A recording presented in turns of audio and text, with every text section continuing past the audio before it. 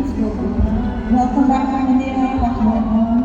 Welcome back to Manila, Papa. Welcome back to the Philippines. Welcome back to Manila, Bogo. We've been waiting for this moment to be with you. On this day, we will finally connected with you as fans through our interactions, the loves, the music, and the fun. Just like how we're connected with you through your dramas, films, and music. So excited to meet you again for the second time. See you, God bless. 안녕하세요, Bogoshi. That you've seen person with my mom. And look forward to Manila.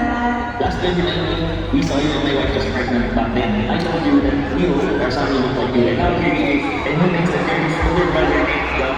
I'll be a boy. I wish I could see you.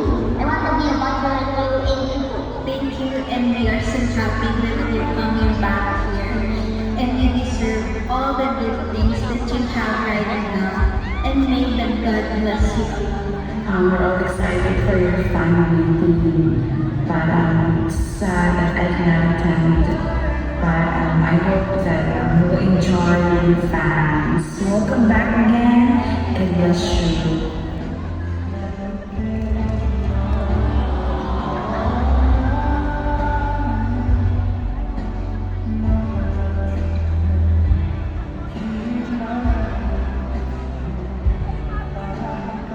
The last time I attended your family here, I left my phone back home and that was so unfortunate. But you gave me a joy and then more because I got to focus on your many performances and events.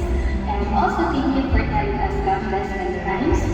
I can't wait to have a lot of precious memories with you. This is my first encounter with you. So I'm definitely going to record it in my going into the life. Thank you for inspiring and giving me comfort during the pandemic.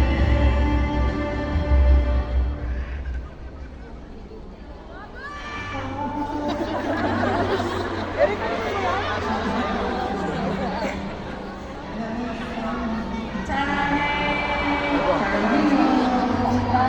Sarangin.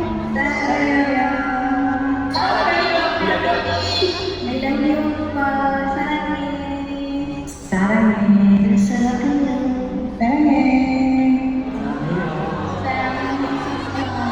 Sarangin. Adoy.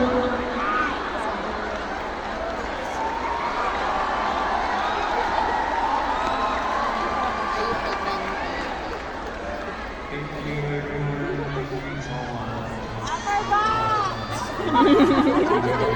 you.